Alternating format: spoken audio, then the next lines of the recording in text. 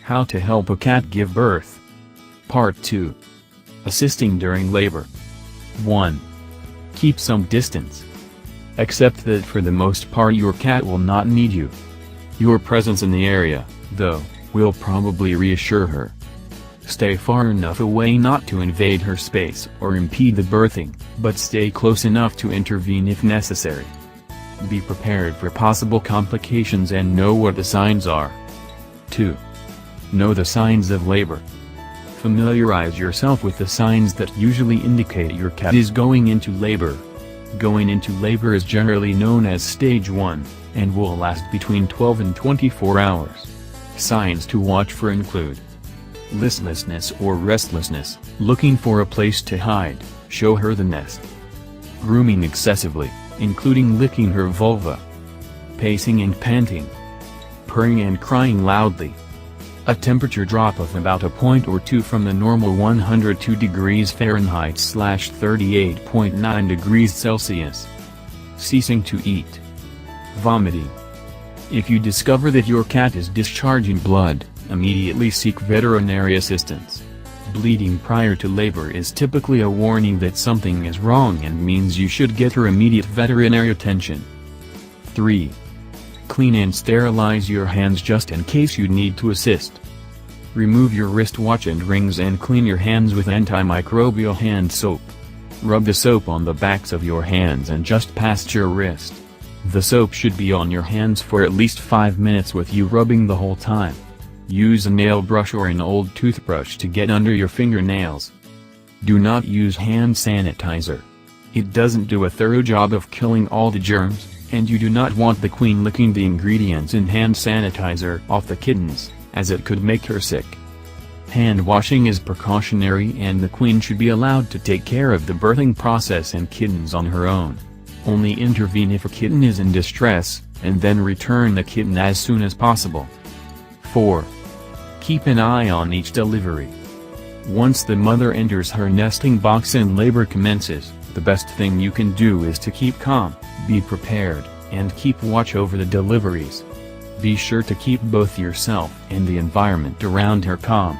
If there are any disturbances or animals around, or if she is moved to a strange place, she will delay labor.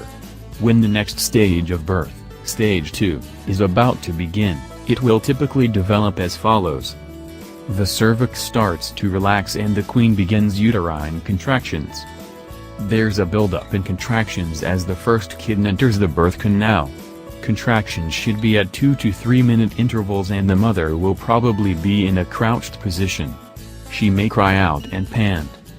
The amniotic fluid, water bubble, comes through first, followed by the kitten, either head first or rear paws first. Once stage 2 of the labor commences, it will last about 30 minutes to an hour and then the first kitten should be born. Each subsequent kitten will be about half an hour apart, sometimes up to an hour. If your cat has settled down and has been pushing hard without a kitten emerging for longer than an hour, it's likely a sign of a problem. Look to see if there's anything at the vulva lips. If there is nothing, then it's best to contact the vet. If a kitten is partially out, let her push for another 5 minutes. If she has made no progress, wash your hands, and gently grasp the part of the kitten you can see and pull gently, preferably in time to the queen's contractions. If the kitten does not slide out easily, contact the vet. 5. Ensure that the mother removes the amniotic sac and cleans each kitten. The mother usually removes the membrane of the amniotic sac by vigorously licking the kitten. The kitten should be breathing and moving within seconds as a result. If she doesn't remove the amniotic sac quickly, break the membrane around the kitten's face with your sterilized, gloved hands to ensure that the kitten can breathe. Wipe the face clean with a clean and dry towel. Where possible, give the kitten straight back to mom, and if necessary place the kitten under her nose. She will then usually lick the kitten.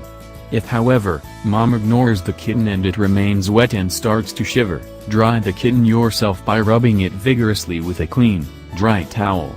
This has the dual effect of making the kitten cry, which attracts the mother's attention and kindles her interest. At this point, put the kitten back with its mother. 6. Check for the placenta. There is one placenta per kitten, and it should be expelled after the birth of each. Note each placenta because a placenta that is left inside a mother could become infected and result in the death of the mother unless you seek medical attention. Do not attempt to pull out a placenta. If you tug on the umbilical cord and it causes the uterus to rip, the mother could die. If you suspect that a placenta hasn't been expelled, take her to your vet. Note that the mother normally eats the placenta. It is full of hormones and nutrients that need to be returned to her body, so do not interfere in this process. Just be sure she doesn't try to eat the kitten with it out of lack of experience. You may want to let her eat the first 2 or 3 placentas and then take away the rest, as too many of the nutrients can cause diarrhea or vomiting. 7. Do not cut the umbilical cord. It is generally advised that you do not cut the umbilical cords of the placentas. Most mothers will chew off the cord themselves. If they don't, consult your vet. Do not cut the cord if part of it is still inside the mother. Because the cord is attached to the placenta may get trapped inside her and not be expelled, which will result in an infection and the death of the mother. Rather than try to intervene yourself, call your vet and follow his or her directions. The latest advice is to gently wash the kitten's navel with a diluted disinfectant such as chlorhexidine. Vets are seeing more cases of peritonitis associated with a specific bacteria invading the umbilical cord at birth, and simple disinfecting with a suitable agent prevents this problem. Try not to distress the queen by removing the kittens. Have the disinfectant ready on cotton wool and gently dab the navels whilst the kitten is in her sight. Do not distress the mother. If she strongly objects to your interference, then leave things be rather than risk rejection of the kittens.